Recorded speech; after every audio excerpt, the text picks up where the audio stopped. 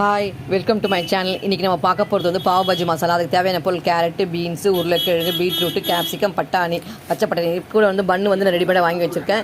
இப்போ இதெல்லாத்தையும் வாஷ் பண்ணி நான் பொடியை நறுக்கி வச்சுருக்கேன். அதை வந்து ஒரு குக்கர் வச்சு அதில் வந்து எல்லா வெஜிடபிள்ஸும் போட்டு நம்ம வேக வைக்கணும். கூட வந்து கொஞ்சம் மஞ்சத்தூளை போட்டு நல்லா ஒரு 2-3 விசில் வச்சு நல்லா வேக வைக்கணும்.